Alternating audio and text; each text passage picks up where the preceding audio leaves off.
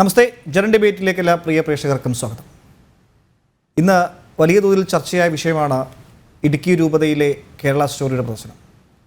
പ്രണയത്തിൻ്റെ മാരീച വേഷമണിഞ്ഞ് ഹിന്ദു ക്രിസ്ത്യൻ പെൺകുട്ടികളെ മതപരിവർത്തനത്തിന് വിധേയമാക്കിയ സംഭവവികാസങ്ങളിൽ നിന്ന് ഉയർന്നു വന്ന കേരള സ്റ്റോറി എന്ന സിനിമയെ ഭയപ്പെടുന്നത് ആരാണ്? ലവ് ജിഹാദിൻ്റെ കെണിയിൽപ്പെട്ട സകലതും നഷ്ടമായവരുടെ ജീവിതകഥ വരും തലമുറയ്ക്കെങ്കിലും പാഠമാകണമെന്ന ഉദ്ദേശത്തോടുകൂടി പ്രണയക്കെണിയിൽ മറഞ്ഞിരിക്കുന്ന ഭീകരവാദ ബന്ധം തുറന്നു കാട്ടുകയെന്ന ഉറക്ക പ്രഖ്യാപിച്ചുകൊണ്ട് ജീവിക്കുന്ന ഇരകളെ മുന്നിൽ നിർത്തി അവരുടെ ജീവിതകഥ സിനിമയാക്കി മുൻപിലെത്തിക്കുമ്പോൾ ഭയപ്പെടുന്നവർ, അസ്വസ്ഥമാകുന്നവർ, അവരുടെ അജണ്ട എന്താണ്? ഇതാണ് ഇന്ന് ജനൻ ഡിബേറ്റ് പരിശോധിക്കുന്ന. ചർച്ചയിൽ അതിഥികളായി KP ശശികല ടീച്ചർ, ഹിന്ദു ഐക്യവേദി, ഒപ്പം പ്രൊഫസർ സ്റ്റാലിൻ സെബാസ്റ്റ്യൻ, സാമൂഹ്യ നിരീക്ഷകൻ, ഈ ചലച്ചിത്രത്തിന് പിന്നിൽ പ്രവർത്തിച്ച അംബിക JK, സാമൂഹ്യ പ്രവർത്തക, ഒപ്പം അഡ്വക്കേറ്റ് ബൽദേവ് സച്ചിദാനന്ദൻ LDF നിന്ന്, ശ്രുതി ആർഷവിദ്യ സമാജം എന്നിവരെയും ചർച്ചയിലേക്ക് സ്വാഗതം ചെയ്യുന്നു. ആദ്യം ഞാൻ ഈ ചർച്ച ശ്രീ ശശികല ടീച്ചറിൽ നിന്ന് തുടങ്ങാനാണ് ശ്രമിക്കുന്നത്. ശ്രീ ശശികല ടീച്ചർ, ലവ് ജിഹാദ് എന്നൊരു വിഷയം തുടക്കത്തിൽ വർഷങ്ങൾക്ക് മുൻപ് മുതൽ തന്നെ ഹിന്ദു സംഘടനകൾ, ഹൈന്ദവ സംഘടനകൾ വ്യാപകമായി പറഞ്ഞിരുന്ന, ചർച്ച ചെയ്തിരുന്ന വിഷയമാണ്. എന്നാൽ ഇതാദ്യമായാലും ഒരു ക്രൈസ്തവ സഭ അല്ലെങ്കിൽ ഒരു ക്രൈസ്തവ വിഭാഗം ഈ വിഷയത്തിൽ ഒരു പ്രതികരണവുമായി രംഗത്ത് വരുന്നത്.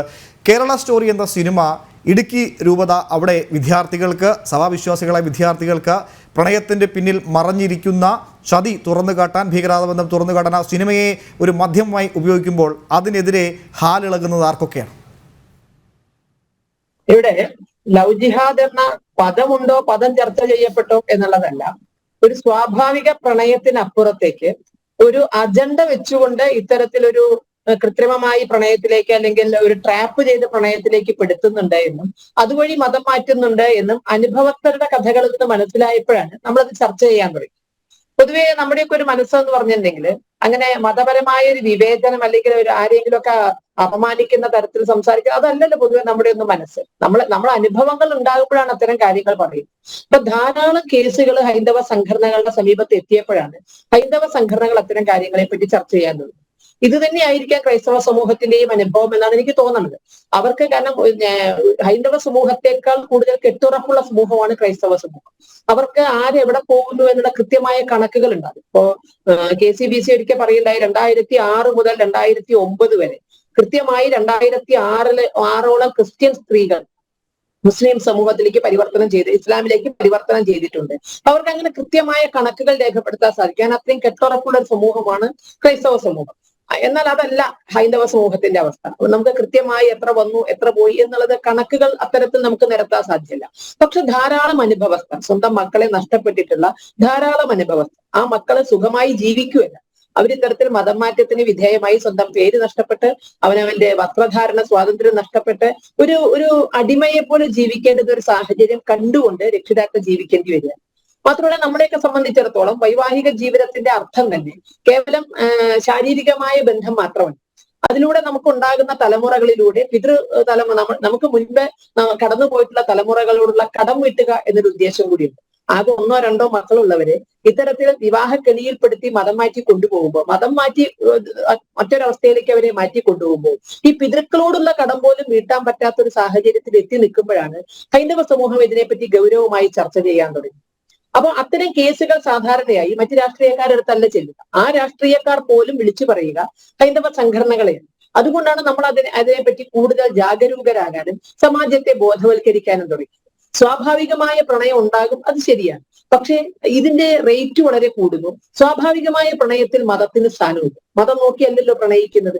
പക്ഷെ ഇവിടെ പ്രണയിച്ചു കഴിഞ്ഞാൽ ഉടനെ മതം മാറണം, പേര് മാറണം, വസ്ത്രധാരണ രീതി മാറണം, മുടി പുറത്ത് കാണാൻ പാടില്ല, പൊട്ടു തൊടാൻ പാടില്ല എന്നൊക്കെ പറയുമ്പോൾ അവിടെ പ്രണയത്തിനപ്പുറം ചിലത്. ശരിക്കും പറഞ്ഞാൽ ഇത് ഗൗരവമായി ചർച്ച ചെയ്യേണ്ടത് ഇവിടുത്തെ ഫെമിനിസ്റ്റ് ഓർഗനൈസേഷനായിരുന്നു. പക്ഷെ നിർഭാഗ്യവശാൽ അവരെ അതിനെ ആ തരത്തിൽ കണ്ടില്ല. അവര് പറഞ്ഞത് പെൺകുട്ടി എന്ന് പറഞ്ഞാൽ അത് വീട്ടുകാരുടെ സ്വത്തല്ല, വീട്ടുകാരുടെ അടിമയും അല്ല, വീട്ടുകാരുടെ സ്വത്തല്ല. വീട്ടുകാരുടെ സ്വത്തല്ല എന്ന് പറയുന്ന പോലെ തന്നെ ഭർത്താവിന്റെയും അല്ല, ഭർത്താവിന്റെ അടിമയും അല്ല. അപ്പൊ ഭർത്താവിന്റെ മതത്തിലേക്ക് അവളെ മാറ്റുകയും അവളുടെ എല്ലാ ചിന്താധാരകളെയും മാറ്റിയെടുക്കുകയും ചെയ്യുമ്പോൾ അത് അവളുടെ സ്വാതന്ത്ര്യത്തിന്റെ ലംഘനം. അവൾക്ക് നിൽക്കാൻ ഒരു ഇടമുണ്ടാകുമ്പോഴല്ലേ തന്റെ ഇടം എന്ന് പറയും. ആ തന്റേതായ ഒരു ഇടം അവളെ നഷ്ടപ്പെടുത്തിക്കൊണ്ട് അവളെ മറ്റൊരാളാക്കി അടിമയാക്കി മാറ്റുമ്പോൾ അത് തീർച്ചയായും ഇവിടുത്തെ ഫെമിനിസ്റ്റ് ഓർഗനൈസേഷനുകൾ മുൻകൂട്ടി തന്നെ പറഞ്ഞിരുന്നുവെങ്കിൽ ഇത്തരം ഒരു ഗൗരവമുള്ള അവസ്ഥയിലേക്ക് അത് എത്തുമായിരുന്നു. പക്ഷെ അവരെല്ലാം ആരെയോ ഭയന്നുകൊണ്ട് ഇതിനെ വേണ്ട രൂപത്തിൽ അഡ്രസ് ചെയ്തു. ഇപ്പൊ കേരള സ്റ്റോറി എന്നുള്ളൊരു ഫിലിം ഇതിനെ കൂടുതൽ ഇത്തരത്തിൽ ചർച്ചയിലേക്ക് കൊണ്ടുവന്നു എന്നുള്ളത് ഒരു നല്ല കാര്യമാണ്. ഇപ്പൊ ഇവിടെ കേരളത്തിലെ മുഖ്യധാര രാഷ്ട്രീയ പാർട്ടികൾ, രണ്ട് മുന്നണിക്കും നേതൃത്വം കൊടുക്കുന്ന കോൺഗ്രസ് ആണെങ്കിലും കമ്മ്യൂണിസ്റ്റ് പാർട്ടി ആണെങ്കിലും ഈ സിനിമയ്ക്കെതിരെ ഒരു തരം കൊലവിളി മുഴക്കുക. അവിടെ ആവിഷ്കാര സ്വാതന്ത്ര്യം എന്നവർക്ക് പ്രശ്നമല്ല. എവിടെയാണിത് നടന്നിരിക്കുന്നത് എന്നുള്ളതാണ് കൃത്യമായി. ഇപ്പോ കുറച്ചുകൂടി എനിക്ക് തോന്നുന്നു അമ്പയജിക്കൊക്കെ കുറച്ചുകൂടി കൃത്യമായി കണക്കുകൾ പറയാൻ സാധിക്കും. വളരെ വ്യക്തമായി അനുഭവ കുറിപ്പുകളിൽ നിന്ന് തന്നെയാണ് അവരിങ്ങനെ ഒരു സിനിമയിലേക്ക് എത്തിയിരിക്കുന്നത്. ഇത് എണ്ണം അത്രയുണ്ടോ എന്നൊക്കെ ചോദിച്ചാൽ ഇത് പലതും നമുക്കറിയാം കേസാക്കാൻ സാധ്യമല്ല എന്നുള്ളത്. കാരണം ഒന്ന്, അങ്ങനെ ഒരു പ്രേമത്തിന്റെ ഒരു അവസ്ഥയിൽ പെടുന്ന ഒരു കുട്ടി ഒരിക്കലും പറയില്ല എന്ന് നിർബന്ധിച്ചാണ് കൊണ്ടുപോയത് എന്നത്. അങ്ങനെ ആ കുട്ടിക്ക് പറയാറാകുമ്പോഴേക്കും പലതും നഷ്ടപ്പെട്ടിട്ടുമുണ്ട്. അപ്പൊ ആ ഒരു പ്രണയത്തിന്റെ മുമ്പുള്ള നാളുകളില് അവർക്ക് പലപ്പോഴും ഇത് കേസാക്കാൻ അവർ ആഗ്രഹിക്കില്ല, അവർ പറയൂല. അതുകൊണ്ട് തന്നെ നമുക്കിത് ലവ് ജിഹാദാണെന്നോ നിർബന്ധിത മതം മാറ്റമാണ് എന്നോ ഒന്നും കണക്കുകളിൽ സ്ഥാപിച്ചെടുക്കാൻ സാധ്യമല്ല. കണക്കുകളെക്കാൾ വലുതാണ് അനുഭവം. ഇവിടെ ഒന്നേ പറയാനുള്ളൂ, ഇപ്പൊ ഇത്തരം കാര്യങ്ങൾ ഇത് കേരളത്തെ അപമാനിച്ചു എന്നൊക്കെ പറയുന്ന ഇടത് വലത് പാർട്ടികളോട് ഞങ്ങൾക്കൊന്ന് ചോദിക്കാനുള്ളത്, 2015 ജൂലൈ മാസം 20-ാം തീയതി ആലപ്പുഴയില് ഏതാനും ക്രൈസ്തവ കുടുംബങ്ങൾ ഹിന്ദു മതത്തിലേക്ക് പരിവർത്തനം ചെയ്തു. അത് അവര് ഏതാനും വർഷങ്ങൾക്ക് മുമ്പ്, അല്ലെങ്കിൽ പതിറ്റാണ്ടുകൾക്ക് മുമ്പ് മതം മാറിപ്പോയതാണ്. അവരുടെ തന്നിഷ്ടപ്രകാരമാണ് ഇങ്ങോട്ട് മാറിയത്. ഒരു സ്വാഭാവികമായ ഒരു പരിവർത്തനമായിരുന്നു. പക്ഷെ ഇത് അന്നത്തെ ആലപ്പുഴയിൽ നിന്ന് KC വേണുഗോപാൽ ഈ വിഷയം പാർലമെന്റിൽ എത്തിക്കുകയും പാർലമെന്റിൽ ഒരു സ്ഫോടനാത്മകമായ സ്ഥിതി വരെ ഉണ്ടാക്കി. കേരളത്തിൽ ഘർവാപ്പസി നടക്കുന്നു, ഇത് ഇടതുപക്ഷം ഏറ്റെടുത്തു. ഒരൊറ്റപ്പെട്ട സംഭവമായി അതിനെ കണക്കാക്കാതെ അതിനെ ഇടതുപക്ഷം ഏറ്റെടുത്തു. അപ്പൊ അത്തരത്തിൽ നടക്കുന്ന ഒരു മതം മാറ്റത്തെ ഇത്ര വലിയ കോലാഹലമാക്കി മാറ്റാമെങ്കിൽ ഈ രക്ഷിതാക്കളുടെയൊക്കെ അനുഭവം അവർ തുറന്നു പറയുന്നത്, അത് സംഘടനകൾ ഏറ്റെടുക്കുന്നത് ഏത് രൂപത്തിൽ കുറ്റപ്പെടുത്താൻ സാധിക്കും? നമ്മൾ മുൻകൂട്ടി ഒരു വിഷയത്തെ പറ്റി അങ്ങോട്ട് മുഴുവൻ നഷ്ടപ്പെട്ടിട്ടല്ലല്ലോ അതിനെ അഡ്രസ് ചെയ്യേണ്ടത്. നഷ്ടങ്ങൾ എത്ര പരമാവധി കുറയ്ക്കാമോ അതിനനുസരിച്ചുള്ള ജാഗ്രതയല്ലേ സമൂഹത്തിൽ ഉണ്ടാകേണ്ടത്. കുംഭകോണത്ത് എവിടെയോ ഒരു സ്കൂൾ തീപിടിച്ചു എന്ന് പറഞ്ഞിട്ട് അതിന്റെ പേരിൽ കേരളത്തിലെ എല്ലാ വിദ്യാലയങ്ങളിലും മോക്ക് ഫയർ ഉണ്ടാക്കിയതായി കേരള വിദ്യാഭ്യാസ ഡിപ്പാർട്ട്മെന്റ്. എല്ലാ വിദ്യാലയങ്ങളിലും മോക്ക് ഫയർ ഉണ്ടാക്കി. ഒരു തീപിടുത്തം ഉണ്ടായാൽ എങ്ങനെയാണ് രക്ഷപ്പെടേണ്ടതെന്ന് കുട്ടികൾക്ക് അറിയുമോ എന്ന് നോക്കാൻ വേണ്ടി മോക്ക് ഫയർ ഉണ്ടാക്കി. ചിലയിടത്തൊക്കെ അത് അപകടം പോലും ഉണ്ടായി എന്നുള്ളത് ഞങ്ങളൊക്കെ നേരനുഭവസ്ഥരാണ്. അപ്പൊ ആ മോക്ക് ഫയർ ഉണ്ടാക്കിയത് അതിന് മുന്നേ അറിയില്ലേ തീ പിടിക്കൂ എന്നുള്ളതും. അപ്പൊ ഉരുത്തിയിൽ നടന്നപ്പോൾ ആ അനുഭവത്തിന്റെ വെളിച്ചത്തിൽ കേരളത്തിലെ എല്ലാ നൂറുകണക്കിന് അല്ലെങ്കിൽ ആയിരക്കണക്കിന് വിദ്യാലയങ്ങളിൽ മോക്ക് ഫയർ ഉണ്ടാക്കി മേലിൽ ഒറ്റ കെട്ടിടം പോലും ഓലപ്പര ആകരുത് എന്ന് ഉത്തരവിറക്കിയൊക്കെ ചെയ്ത് നമ്മൾ കണ്ടിട്ടുണ്ട്. അപ്പൊ ഇവിടെയൊക്കെ എടുക്കുന്ന ഒരു ജാഗ്രത തന്നെയാണ് ഹൈന്ദവ ക്രൈസ്തവ സമൂഹങ്ങൾ ഇവിടെ എടുത്തിരിക്കുന്നത്. വോട്ട് മാത്രം ലക്ഷ്യമിട്ടുകൊണ്ട് അതിനെ എതിർക്കുന്നവർ അവർ വിഡ്ഢികളുടെ സ്വർഗത്തിലാണ്. ഈ അനുഭവസ്ഥർക്കൊക്കെ വോട്ടുണ്ട് എന്ന് മനസ്സിലാക്കണം. ഇതിനെപ്പറ്റി ഭയമുള്ള, ഇതിനെപ്പറ്റി കൃത്യമായ അറിവുള്ള ഇവിടുത്തെ രക്ഷിതാക്കൾക്ക് വോട്ടുണ്ട് എന്ന് മനസ്സിലാക്കിയാൽ തീരുന്ന വിവാദമേ ഉള്ളൂ എന്നാണ് എനിക്ക് തോന്നുന്നത്. യെസ്, ശ്രീ ബലദേവ്, ഈ മറ്റ് കണക്കുകളും അതിൻ്റെ യാഥാർത്ഥ്യ വശങ്ങളും ഒക്കെ അവിടെ നിൽക്കട്ടെ, ഒരു സിനിമ എന്ന നിലയ്ക്ക് പോലും അതിനെ അംഗീകരിക്കാനോ അത് കാണുന്ന ആളുകളെയൊക്കെ എന്തോ വലിയ പാപം ചെയ്ത തരത്തിലാണ് LDFും UDFും ഒരേ ഭാഷയിൽ എതിർക്കുന്നത്.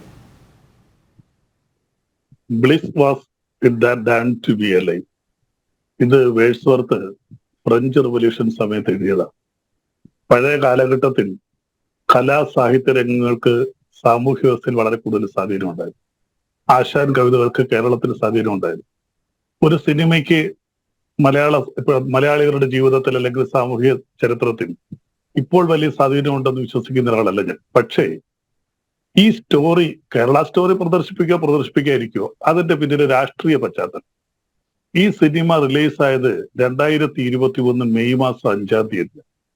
13 കോടി രൂപയ്ക്ക് നിർമ്മിച്ച ഈ പടത്തിന് കിട്ടിയത് 303 കോടി രൂപയാണ്. അപ്പൊ ഞാനൊന്ന് സെർച്ച് ചെയ്തപ്പോ ഇതിന്റെ സംവിധായകൻ സുദീപ് തോസൻ, അദ്ദേഹം ഗുജറാത്തുകാരനാണ്. ഗുജറാത്തുകാരനെന്നാണ് എന്റെ കിട്ടിയത്. വെസ്റ്റ് ബംഗാളാണ്. ആയിക്കോട്ടെ. പ്രൊഡ്യൂസർ വിപുൽ അമൃതീഷ, അദ്ദേഹം ഗുജറാത്തുകാരനാണ്.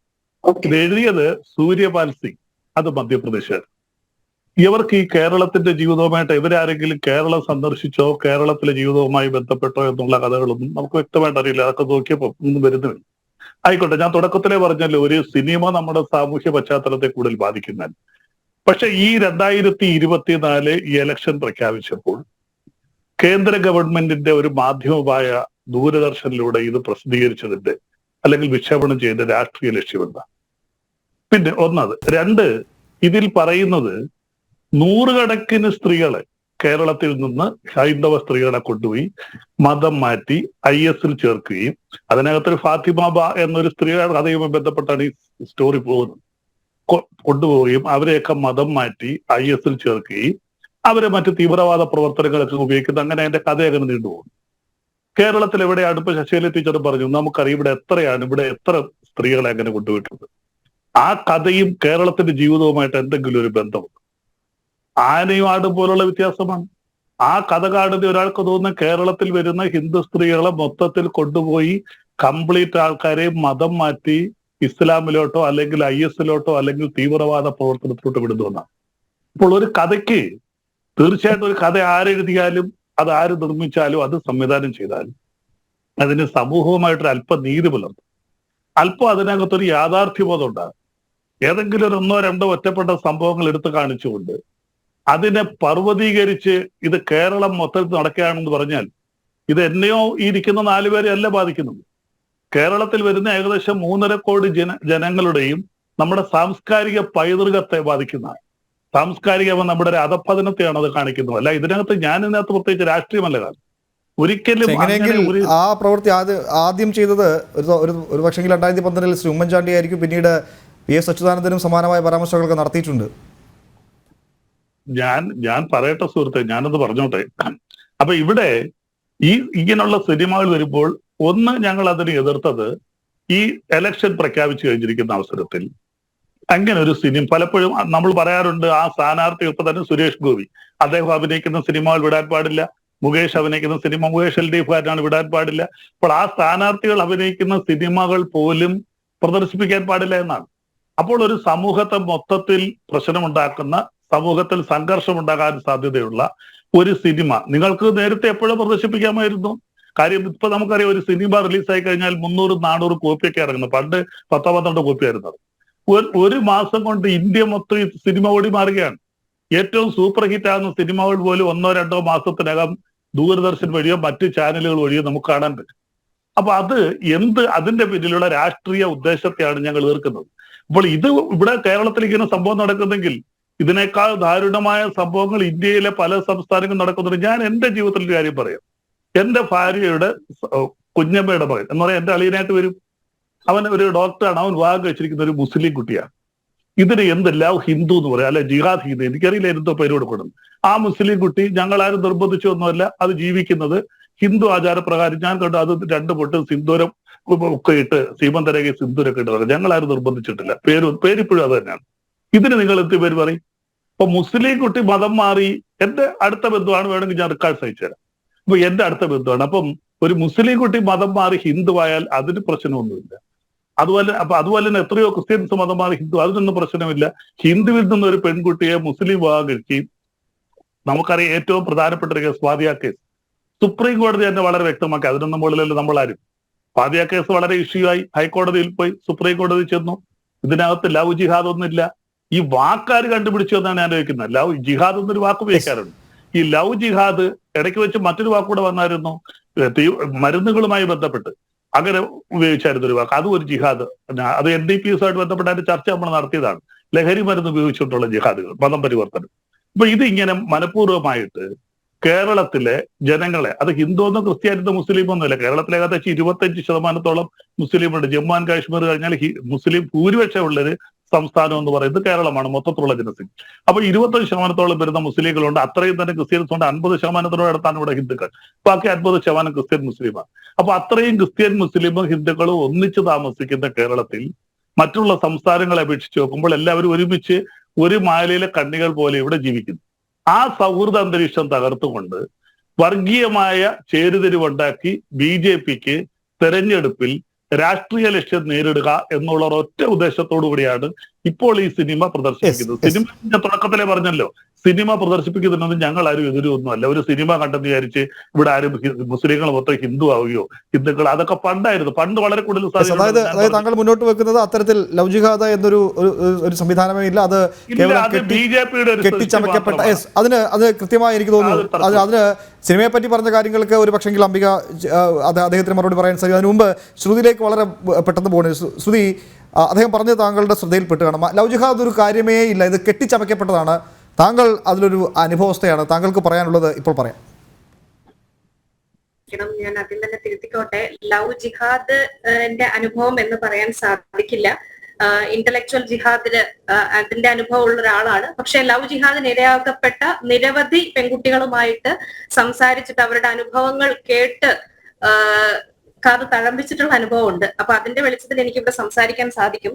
ഞാൻ പ്രതിനിധീകരിക്കുന്നത് ആർഷവിദ്യാ സമാജത്തെയാണ്. അപ്പൊ ആർഷവിദ്യാ സമാജം ദിനം പ്രതി ലവ് ജിഹാദ് എന്ന് പറയുന്ന, ആർഷവിദ്യാ സമാജം ഇതിനെ വിളിക്കാൻ ആഗ്രഹിക്കുന്ന ലവ് ട്രാപ്പ് ജിഹാദ് എന്നാണ്. ശ്രീ ബൽദേവ് സർ പറഞ്ഞതുപോലെ തന്നെ ലവ് ജിഹാദ് എന്നതിനെ വിളിക്കാൻ പറ്റില്ല. ലവ് എന്ന് പറയുമ്പോൾ പ്രേമം, സ്നേഹം, അതൊക്കെ ഒരു പവിത്രമായ വാക്കുകളാണ്. ഇത് ഈ ജിഹാദ് പോലുള്ള ഒരു നീച പ്രവൃത്തിയോട് ചേർത്ത് കണക്ട് ചെയ്ത് നമുക്ക് പറയാൻ പറ്റില്ല. സോ ലവ് ട്രാപ്പ് ജിഹാദ് എന്ന് തന്നെ പറയണം. അപ്പോ അങ്ങനെ ഒരു പ്രവൃത്തിയിൽ, അങ്ങനെ ഒരു ലവ് ട്രാപ്പ് ജിഹാദിന് ഇരയാകുന്ന നിരവധി പെൺകുട്ടികളുമായിട്ട് സംസാരിച്ചിട്ട് അവരുടെ അനുഭവങ്ങൾ എന്താണെന്നുള്ളത് കൃത്യമായിട്ട് വ്യക്തമായിട്ട് മനസ്സിലാക്കിയ പശ്ചാത്തലത്തിൽ സംസാരിക്കട്ടെ. ലവ് ട്രാപ്പ് ജിഹാദ് ഇവിടെ നടക്കുന്നുണ്ട് എന്നുള്ളതിന് നിരവധി തെളിവുകളുണ്ട്. ഈ ഇല്ലെന്നും ഉണ്ടെന്നും ആണല്ലോ ഇവിടെ വാദം. ഈ ഇല്ലെന്ന് പറയുന്നവരും ഉണ്ടെന്ന് പറയുന്നവരും ലവ് ജിഹാദ് എന്ന് പറയുന്ന ആ ഒരു ടേം, ആ ലവ് ട്രാപ്പ് ജിഹാദ് എന്താണ് ഉദ്ദേശിക്കുന്നത്, അതുകൊണ്ട് എന്താണ് ഉദ്ദേശിക്കുന്നത് എന്നുള്ളത് ആദ്യം ഒന്ന് മനസ്സിലാക്കണം. പ്രണയത്തിലൂടെ, പ്രണയനാട്യത്തിലൂടെ, വിവാഹ വാഗ്ദാനത്തിലൂടെ, വിവാഹത്തിലൂടെ ചതിച്ച്, വഞ്ചിച്ച്, ശാരീരികമായി ചൂഷണം ചെയ്ത്, അതുപോലെ തന്നെ ഇതിന്റെ ചിത്രങ്ങൾ സഹിതം പകർത്തി ഇത് വെച്ച് ബ്ലാക്ക്മെയിൽ ചെയ്തും ഇസ്ലാമിലേക്ക് മതം മാറ്റി കൊണ്ടുപോകുന്ന കൃത്യവും വ്യക്തവും സുസംഘടിതവുമായിട്ടുള്ള ഒരു പ്രവർത്തനം ഇവിടെ നടക്കുന്നുണ്ട്, സമൂഹത്തിൽ നടക്കുന്നുണ്ട്. അതിന് ബലിപാത്രങ്ങൾ ഒരുപാട് പേരുണ്ട്, ഒന്നും രണ്ടുമല്ല. അപ്പോ ഇത് നടക്കുന്നില്ല എന്ന് പറയുമ്പോൾ എന്താണ് ഇവിടെ ഇല്ല എന്ന് പറയുന്നതിന്റെ അർത്ഥം ഒന്നും കൂടെ ഒന്ന് വിശദീകരിക്കേണ്ടതുണ്ട്. ഇനി എന്താണ് ജിഹാദ് എന്ന് കൂടെ മനസ്സിലാക്കണം. എല്ലാ അർത്ഥത്തിലും ഇസ്ലാം മതത്തിലേക്ക് ആളെ ചേർത്ത് ലോകം മുഴുവനും ഇസ്ലാമീകരിക്കാനുള്ള ഒരു പ്രവർത്തനത്തെയാണ് ജിഹാദ് എന്ന് പറയുന്നത്. അത് ഇസ്ലാം മതം പറയുന്നത് പ്രകാരമാണെങ്കിൽ കലിമ, നിസ്കാരം, റംസാൻ വ്രതം, സക്കാത്ത്, ഹജ്ജ് തുടങ്ങിയ പഞ്ചകർത്തവ്യങ്ങൾ ഉണ്ടല്ലോ അവരുടെ, ആ പഞ്ചസ്തംഭങ്ങളോട് പോലെ തന്നെ നിർബന്ധമായിട്ടും ഏൽപ്പിച്ചിട്ടുള്ള ഒരു ഉത്തരവാദിത്വമായിട്ടൊരു കർത്തവ്യമായിട്ടാണ് ഇസ്ലാം അതിനെ കാണുന്നത്. അപ്പോൾ അങ്ങനെ ഒരു ജിഹാദിയൻ പ്രവർത്തനം ഇവിടെ നടക്കുന്നുണ്ട്. ഇതിന് പല തരത്തിലുള്ള മെത്തേഡുകൾ ഉപയോഗിക്കുന്നതിൽ ഒന്നാണ് ലവ് ജിഹാദ് എന്ന് പറയുന്നത്. എളുപ്പത്തിൽ പെൺകുട്ടികളെ ട്രാപ്പിലാക്കാൻ സാധിക്കുന്നു. നേരത്തെ പറഞ്ഞല്ലോ മിശ്ര വിവാഹത്തെ കുറിച്ചിട്ട്. പക്ഷെ ഇവിടെ ബൽദേവ് സാറിന്റെ മരുമകൾ അല്ലെങ്കിൽ റിലേറ്റീവ് ആയിട്ടുള്ള ആ കുട്ടി ഹിന്ദു മതം സ്വീകരിച്ചു, ആരും നിർബന്ധിച്ചില്ല. പക്ഷെ ആ കുട്ടി തീവ്രവാദത്തിനൊന്നും പോയില്ലല്ലോ സർ. ഇവിടെ എന്താണ് വിഷയം? ഒരു മതസ്ഥൻ മറ്റൊരു മതസ്ഥയായിട്ട് കല്യാണം കഴിക്കുന്നതിനൊന്നും ഇവിടെ ആരും ഒന്നും പറയുന്നില്ല. പക്ഷെ അവരവരുടെ വിശ്വാസത്തിൽ ഉറച്ചു നിൽക്കുകയാണെങ്കിൽ ആരും ഒന്നും എതിർക്കുന്നില്ല. പക്ഷേ ഇവിടെ വിഷയം ലവ് ജിഹാദിലൂടെ, പ്രണയം കാണിച്ചുകൊണ്ട്, സ്നേഹം കാണിച്ചുകൊണ്ട് മതം മാറ്റിക്കൊണ്ടുപോയി, മതം കുത്തിവെച്ച് മതത്തിലേക്ക് ആളെ ചേർത്ത് അവരെ പിന്നീട് തീവ്രവാദ ഭീകരവാദ പ്രവർത്തനങ്ങളിലേക്ക് ഇല്ലെങ്കിൽ അങ്ങനെയുള്ള സംഘടനകളിലേക്ക് റിക്രൂട്ട് ചെയ്യപ്പെടുന്നു എന്നുള്ളതിന് എത്രയോ തെളിവുകളുണ്ട്. ഇന്ന് അഫ്ഗാനിസ്ഥാൻ ജയിലിൽ കഴിയുന്ന ഉണ്ടെന്നാണ് നമ്മുടെ വിശ്വാസം. ഏറ്റവും ഒടുവിൽ കിട്ടിയ വാർത്ത വെച്ച് നോക്കുമ്പോൾ താലിബാൻ അറ്റാക്കിന് ശേഷം എന്താണ് സ്ഥിതി എന്ന് അറിയില്ല. പക്ഷേ ഇന്ന് അഫ്ഗാനിസ്ഥാനിൽ കഴിയുന്ന നിമിഷ ഫാത്തിമ, ഡോക്ടർ സോണിയ സെബാസ്റ്റ്യൻ, അതുപോലെ തന്നെ മറിയമായിട്ട് മാറിയ മെറി, ഈ കുട്ടികളുടെ ഒക്കെ അവസ്ഥ എന്തായിരുന്നു? അവരെങ്ങനെയാണ് അഫ്ഗാൻ ജയിലിൽ എത്തപ്പെട്ടത്? ഈ ചോദ്യങ്ങൾക്കൊക്കെ ഉത്തരവുണ്ടോ ഈ എതിർക്കുന്ന ആൾക്കാർക്ക്? ഇത് ഇന്നും ഇന്നലെ തുടങ്ങിയ എതിർപ്പല്ലല്ലോ. ഈ സിനിമ തുടങ്ങിയ കാലം തൊട്ടിട്ട്, ഈ സിനിമ പുറത്ത് റിലീസ് ആവുന്നു എന്ന് കേട്ടപ്പോ തൊട്ട് തുടങ്ങിയ ഹാലിളക്കമാണ്. എന്തിനാണ് ഈ സിനിമ ഇറങ്ങുമ്പോൾ ഇത്ര കണ്ട് ഹാലിളകേണ്ട കാര്യം എന്താണ്? സിനിമയുടെ പ്രതിപാദ്യ വിഷയം ഈ എതിർക്കുന്ന ആൾക്കാർക്ക് എന്താണ് ഇങ്ങനെ പൊള്ളിക്കുന്നത് എന്താണ്? സിനിമയിൽ പറഞ്ഞിരിക്കുന്നുള്ളത് 4 പെൺകുട്ടികളുടെ കഥയാണ്. ആ കഥയിൽ പറയുന്നു ഇസ്ലാം എന്ന് പറയുന്ന ആശയത്തിലേക്ക് പലതരത്തിൽ സ്വാധീനിച്ച് തീവ്രവാദ സംഘടനകളിലേക്ക് റിക്രൂട്ട് ചെയ്യപ്പെട്ട, അതിലും ഒരു പെൺകുട്ടി തീവ്രവാദ സംഘടനയിലേക്ക് റിക്രൂട്ട് ചെയ്യപ്പെടുന്നു. മറ്റൊരു പെൺകുട്ടി ശാരീരികമായിട്ടുള്ള ചൂഷണത്തിന് ഇരയാകുകയും പിന്നീട് തിരിച്ചറിയുന്ന സമയത്ത് ആ കുട്ടിക്ക് എല്ലാം നഷ്ടപ്പെട്ടു പോയിരിക്കുന്നു. പിന്നെ ബ്ലാക്ക് മെയിലിങ്ങിന് ഇരയാകുന്നു. അങ്ങനെ ആത്മഹത്യയുടെ വക്കിലേക്ക് ആത്മഹത്യ ചെയ്യുന്നു. മറ്റൊരു കുട്ടി ചൂഷണം ചെയ്യപ്പെടുകയാണ്. പിന്നീട് ആ കുട്ടിയാണ് എല്ലാ സത്യങ്ങളും പുറത്തേക്ക് കൊണ്ടുവരുന്നത്. വേറൊരു കുട്ടി മതം മാറ്റാൻ നിൽക്കുന്നു. ഇതെല്ലാം കലാലയത്തിൽ നടക്കുന്ന കാര്യങ്ങളാണ്. ഇതൊന്നും നടക്കാത്ത കാര്യങ്ങളല്ല. ഇനി ഒരു വിഭാഗം ആൾക്കാർ ചെയ്യുന്ന കാര്യം എല്ലാ മുസ്ലിങ്ങളും ചെയ്യുന്നു, എല്ലാവരും മുസ്ലിങ്ങളായിട്ടുള്ളവരെല്ലാം തലങ്ങും വിലങ്ങും ഇങ്ങനെ ആൾക്കാരെ കൊണ്ടുപോകുന്നു എന്നല്ലല്ലോ പറയുന്നത്. ഒരു വിഭാഗം ചില നിക്ഷിപ്ത താല്പര്യക്കാരായിട്ടുള്ള ആൾക്കാർ മതപരിവർത്തനത്തിനായിട്ട് നിൽക്കുന്നുണ്ട്. അവർ ചെയ്യുന്ന കാര്യത്തെയാണ് ഇവിടെ ചൂണ്ടിക്കാട്ടുന്നുള്ളത്. ആ യാഥാർത്ഥ്യം കാണിക്കുമ്പോൾ ഇവിടെ ഈ പറയുന്ന ഇടത് രാഷ്ട്രീയക്കാരും അതുപോലെ തന്നെ ഇന്ന് പ്രതിപക്ഷ നേതാവ് വി ഡി സതീശൻ സാർ പറയുന്നത് കേട്ടു, സിനിമ പ്രദർശിപ്പിച്ചത് ശരിയായില്ല, അതുപോലെ തന്നെ ശരിയായ കഥയല്ല, ഇത് കേരളത്തിൽ ഇല്ലാത്ത കാര്യമാണ് പറയുന്നത്. ഈ 100-150ഓളം പേർ ISIS എന്ന് പറയുന്ന കൊടും തീവ്രവാദ സംഘടനയിലേക്ക് പോയത് ഈ നമ്പർ 1 കേരളത്തിൽ നിന്നല്ലേ? എന്നിട്ട് കേരളത്തിൽ ഇത് നടക്കുന്നില്ല എന്നുള്ളത് എന്ത് അടിസ്ഥാനത്തിലാണ് പറയുന്നത്? അതും പ്രണയത്തിന്റെ പേരിലല്ലേ? എങ്ങനെയാണ് നിമിഷ ഫാത്തിമയായിട്ട് മാറിയത്? പഠിക്കാൻ പോയ കുട്ടി ഒരു മുസ്ലിം ചെറുപ്പക്കാരനായിട്ട് സ്നേഹത്തിലാവുന്നു. ആ ചെറുപ്പക്കാരനിൽ നിന്ന് ഇസ്ലാം മതത്തിന്റെ സ്വാധീനത്തിലേക്ക് പോകുന്നു. പിന്നീട് ആ ചെറുപ്പക്കാരൻ കൈയൊഴിഞ്ഞതിനു ശേഷവും ആ പെൺകുട്ടി ഇസ്ലാം മതം ഉപേക്ഷിക്കത്തില്ല. ആ പെൺകുട്ടി എവിടെ വെച്ചാണോ മതം മാറിയത് അതേ കേന്ദ്രം തന്നെ മതം മാറ്റിയ മറ്റൊരു ക്രിസ്ത്യൻ ആയിരുന്ന ആളാണ് മതം മാറ്റപ്പെട്ടത്. അയാളുമായിട്ട് 4 ദിവസത്തെ പരിചയത്തിൽ വിവാഹം കഴിക്കുന്നു. ഇവർ രണ്ടുപേരും കൂടെ കേൾക്കാമോ? ഹലോ, കേൾക്കാം. ഇവർ രണ്ടുപേരും കൂടെ യാതൊരു പരിചയവും ഇല്ലാത്തൊരു നാട്ടിലേക്ക് കടക്കുകയാണ്, സിറിയയിലേക്കും ഒക്കെ കടക്കുകയാണ്. എങ്ങനെയാണ് ഇവർക്ക് ഇത് സാധിച്ചത്? അപ്പൊ ഇവിടെ ഉള്ളൊരു നിമിഷയ്ക്ക് ഇപ്പൊ കൊടുന്നനെ ഒരു ദിവസം അവിടെ തീവ്രവാദ സംഘടനകളിലേക്ക് പോകാനോ അല്ലെങ്കിൽ സിറിയയിലേക്ക് പോകാൻ സാധിച്ചതല്ല. വ്യക്തമായിട്ട് അവരെ സഹായിക്കാൻ ഇവിടെ ഒരു ഗ്രൂപ്പ് ഉണ്ടായിരുന്നു എന്നല്ലേ? നിങ്ങൾ ആർക്കാണ് കഞ്ഞി വെച്ചു കൊടുക്കുന്നത്? ഈ ഇടതുപക്ഷ രാഷ്ട്രീയക്കാരും അതുപോലെ തന്നെ ഈ ചുക്കാൻ പിടിക്കുന്ന ഈ 10 വോട്ടിന് വേണ്ടിയിട്ട് നിങ്ങൾ ചുക്കാൻ പിടിക്കുന്നുണ്ടല്ലോ, ആരെയാണ്? തീവ്രവാദികളെ തീറ്റിപ്പോറ്റാൻ വേണ്ടിയിട്ടാണോ? എന്തിനാണ് എല്ലാവരും കൂടെ കൊടിയും പൊക്കി വരുന്നത് ഇങ്ങനെ ഒരു സിനിമ? പിന്നെ കേരളവുമായിട്ട് എന്ത് ബന്ധം എന്നുള്ളത് ചോദിച്ചല്ലോ സിനിമയുടെ പിന്നണി പ്രവർത്തകർക്ക്. ഇവർ വ്യക്തമായി കേരളത്തിൽ വന്ന് ഇവിടെ ഇതുപോലെ ഇന്റലക്ച്വൽ ജിഹാദിനും അതുപോലെ തന്നെ ലവ് ട്രാപ്പ് ജിഹാദിനും ഇരയാകപ്പെട്ട ആയിരക്കണക്കിന് പെൺകുട്ടികളുമായിട്ട് സംവദിച്ചിട്ട് അവരുടെ അനുഭവങ്ങളിൽ നിന്ന് അടർത്തിയെടുത്ത കുറച്ച് ഭാഗങ്ങളാണ് അവിടെ പ്രദർശിപ്പിച്ചത്. അനുഭവസ്ഥരായിട്ടുള്ളവർ നിരവധി പേരുണ്ട്. ആർഷവിദ്യാ സമാജം ഈ കാലയളവിനകത്ത് 8000-ഓളം പേരെ തിരിച്ചു കൊണ്ടുവന്നു. ഇതിൽ യുവാക്കളുണ്ട്. ഇതിന് ലവ് ട്രാപ്പ് ജിഹാദിലകപ്പെട്ട പെൺകുട്ടികളേറെയുണ്ട്. അത്രയും പെൺകുട്ടികളുടെ കരയുന്ന പെൺകുട്ടികൾ, അവരുടെ മാതാപിതാക്കളുടെ വേദന, ഇതൊന്നും കാണാൻ ഇവിടെ ആളില്ലേ? എത്ര പേർ പോയി എന്നൊരു ചോദ്യം ചോദിക്കുന്നു. ഒരാള് മാത്രം പോയാൽ പോലും അതൊരു വിഷയമല്ലേ? ആ കുട്ടിയുടെ വീട്ടുകാർ, ആ കുട്ടി പോകുന്നതോട് കൂടിയിട്ട് ആ സമൂഹത്തിൽ ഉണ്ടാകുന്ന ഒരു എന്താ പറയാ അരക്ഷിതാവസ്ഥ, അതൊക്കെ ഒരു വിഷയമല്ലെന്നാണോ? ആർക്ക് നേരെയാണ് നിങ്ങൾ കണ്ണടയ്ക്കുന്നത്? ആരെ നോക്കിയാണ് നിങ്ങൾ പരിഹസിക്കുന്നത്? നിങ്ങൾ എന്തിനാണ് തീവ്രവാദികൾക്ക് കൂട്ടുനിൽക്കുകയാണോ ചെയ്യുന്നത്? യെസ്, ഈ യാഥാർത്ഥ്യമൊന്നും അവർക്ക് അറിയാഞ്ഞിട്ടല്ല ശ്രുതി. പക്ഷേ ഇപ്പോൾ ഈ നിലപാട് ഇങ്ങനെ സ്വീകരിച്ചേ പറ്റുള്ളൂ. അതാണ് ഇപ്പോഴത്തെ രാഷ്ട്രീയ സമവാക്യം. എന്തായാലും ഈ സിനിമയെപ്പറ്റി ചോദ്യങ്ങൾക്ക് ഉത്തരം അംബിക ജെ കെക്ക് പറയാൻ കഴിയുമെന്നാണ് മനസ്സിലാക്കുന്നത്.